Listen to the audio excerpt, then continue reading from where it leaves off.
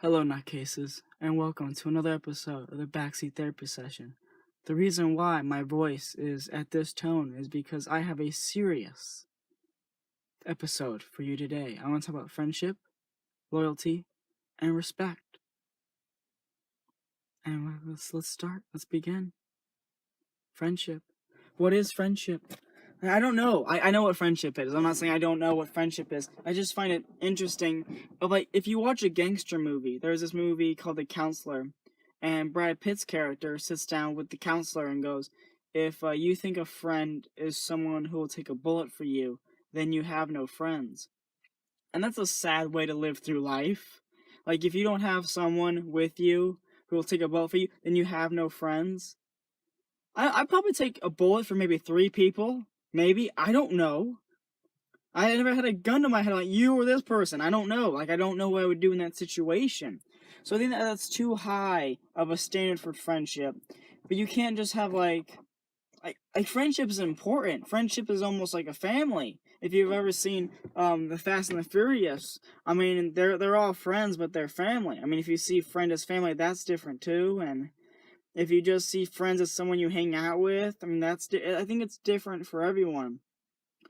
So I think I'm just gonna express how I feel friends are, and you can either agree or disagree.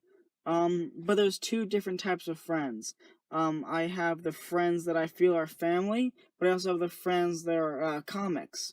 And you go, what's the difference? Well, the difference is when it comes to friends that are comics, we're in the trenches together. We're going on mics every night. We're bombing. We're doing well. We're doing bad. There's that camaraderie that we all have.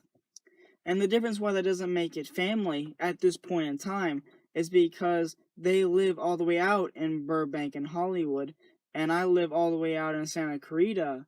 So to make it like those people, friends, turn into like a family, you'd have to hang out with them all the time or often enough, other than at open mics. And since I can't do that right now, I can't really, in my brain, put the label as comics as family because there's no family aspect. There's no going to movies. There's no, having dumb chats in cars. There's no, just at a park. There's no like activity. There's no family concept.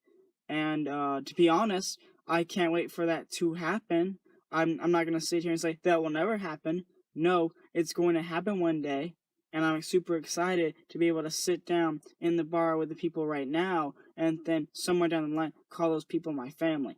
That to me is super exciting, and I can't wait.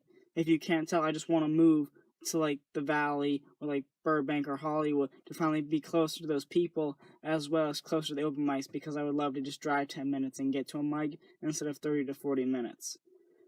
Yeah, that'd be awesome. Yeah, really awesome. But I guess when it comes down to my people I've known here for a longer time, friends equal family, like what does that mean? Well, I mean, that goes into where I'll talk about later is the loyalty portion of it.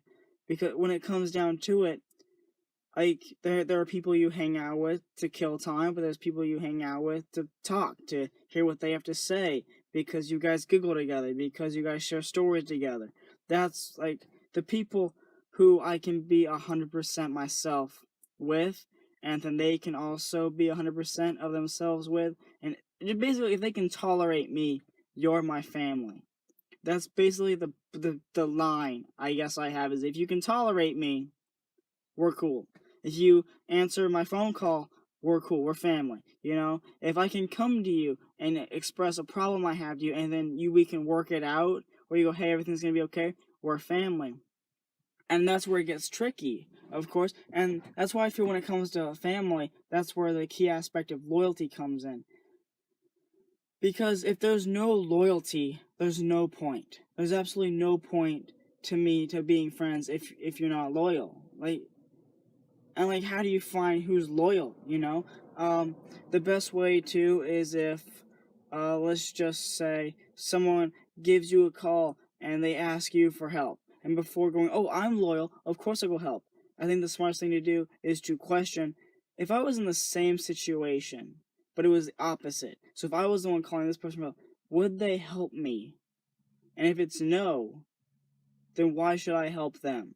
And I know that sounds like completely just messed up and screwed up. And believe me, 2 years ago, I wouldn't be saying this. But I'm saying it now because I've been in that situation where, like, wait a minute, let's think about this. This person's having a problem. Now, as a friend who's loyal, I should help. But will this person actually help me in the same way? If the answer is no, I'm not saying to kick them out of your life. I'm just saying distance. You need distance for that. That's what I've learned. You need distance.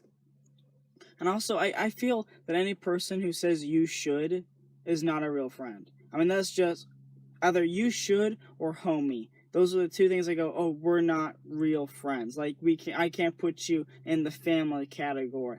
Because when people say you should, it's never like you should do this because I know who you are as a person and this will help you. You should is do what I do because what I think you should do is what I should do. Like, if I was in your position, this is what I would do. Not taking into the account of, oh, I can see the problem here, and I know how to fix it. Here's some advice to fix it. You should is more like, do what I do, because what I do is perfect. Like, are you just, like, waiting to talk? Are you not even listening? Because when it comes to friendship and loyalty, it's a back and forth. It's listening. It's asking follow-up questions. It's trying to figure it out.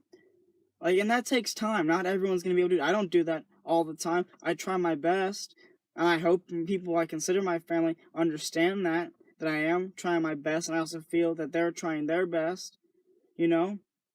It's just, like, I've met too many people, like, especially when I was, like, completely and psychotically depressed, and I couldn't figure anything out. I went to the wrong people. I went to the people I was trying to prove I wasn't depressed. Instead of trying to fix my depression, I covered it up and went to the people who saw me as depressed and then tried to prove to them I wasn't depressed, so then they would like me more.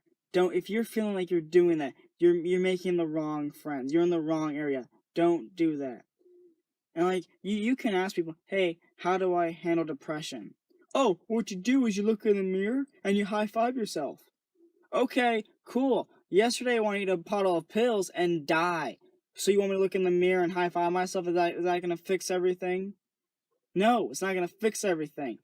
I feel that when it comes to loyalty, the people who are willing to sit down and talk to you and figure out what's going on and actually go bit by bit by bit and then, actually talk through it and go, well, why is this? Oh, why is this? That's loyalty. That's you going like, I can see you're having a problem. Let's dissect the problem. Because if you're just a person who isn't going to dissect the problem, you're just telling them what you do, everybody's different. Everybody has different problems. If something that bugs me probably won't bug you. Something that bugs you won't bug me. We're all different. We gotta dissect these things to fix them. And I think that's where it morphs into respect. And one of my favorite Joey Diaz quotes that I got from his podcast, The Church is What's Happening Now, he says that to have respect, to build respect, you need respect. And yeah, like, all I've wanted, like, I remember when I was 18, I was with a group of friends, and I don't know why I said this, but, like, all I want in life is for people to respect me. I think that's all people want, is to feel like someone respects them. Like I keep going back to, like, gangster movies, because they're my favorite kind of brand of movies, just because they have friendship, loyalty, and respect. Like, if you're not loyal, you get shot and you die. I'm not saying that should happen in real life, I'm just saying, like, that's more of a metaphor for, like, how you should treat people in your actual life. Like, if they're not loyal, kick them out, kill them off. You don't need those people. If they don't respect you, if they don't respect your wishes, kill them off. You don't need them anymore. Because respect is such an important thing. No one teaches us how to respect. We learn respect from the people around us, from media, from what our parents tell us, and then we just take interpretations of that and then transfer it.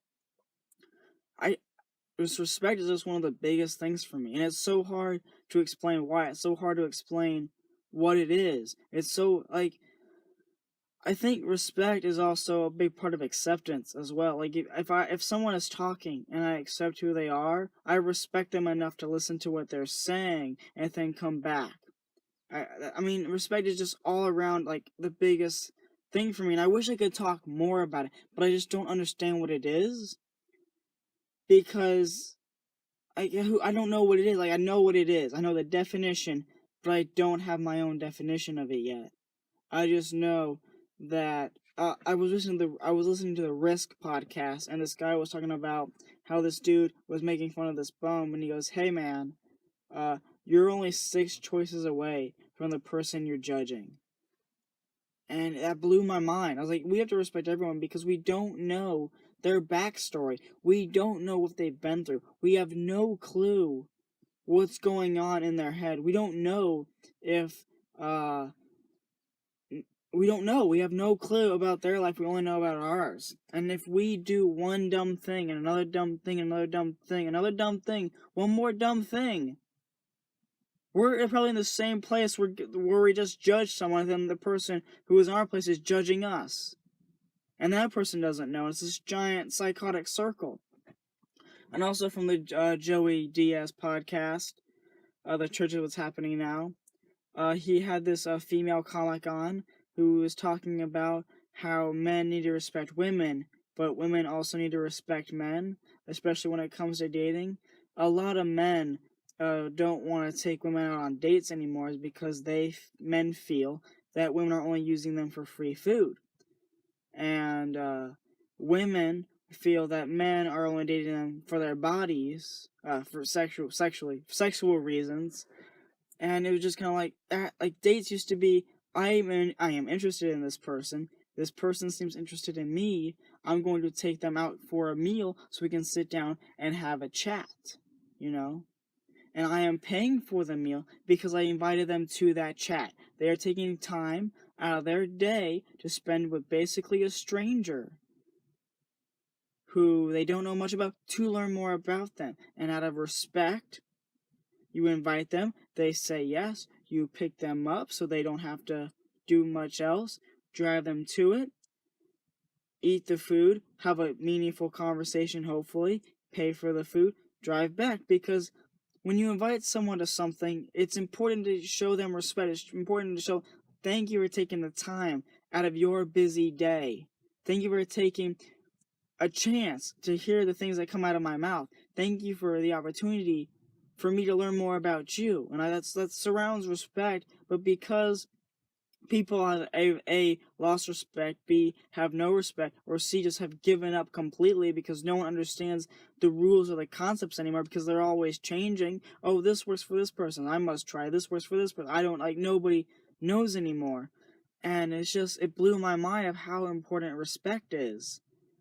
And how, I guess how important it is to, if you're going to ask someone out, to actually be interested in what they have to say, to respect their time. And if someone were to ask you out, to respect their time. And if you have no interest, then to say no. It may hurt, but it will hurt more if that person goes, oh yeah, of course, but you don't have any interest, you have no respect for them, and you're only getting food out of it. That's rude. And it's also rude for a dude to go up and not care what the girl is saying just to get her body. And that's not fair. And I feel that's happened to enough people, to where enough people have just given up entirely on the idea of respect because, well, nobody respects anybody. It's survival of the fittest. But everybody knows in gangster movies, the person with the most respect wins. The person with the most respect survives. They are the fittest person in the film. They are the ones basically doing the shooting. If you've ever seen Sons of Anarchy or Goodfellas or Scarface, the people with the most loyalty and respect are the ones that, they may die off or whatever, but the people that see those movies look up to those people, or at least I do. I'm not saying that Jax Teller is a great person you should mold yourself after. He is a fake character, B, a criminal, and C, kills a bunch of people. But he has loyalty to the Sons, and he has respect for the people he works with the Sons, and the Sons also have respect for Jax, and they're also loyal to Jax, especially if you have the last episode. If you haven't seen it, I won't spoil, but if you haven't seen it, watch it, I guess? I don't know, so when I do spoil, you don't get mad, but two people watch this, so not a lot of people are gonna get mad. And it's interesting how things build on each other. you have friendship, and for that friendship to get stronger, you have to have loyalty, and for that loyalty to become stronger, you have respect. And once you have respect, you as a person become stronger. And with that touching moment, if you are a nutcase like me, well then, I salute you.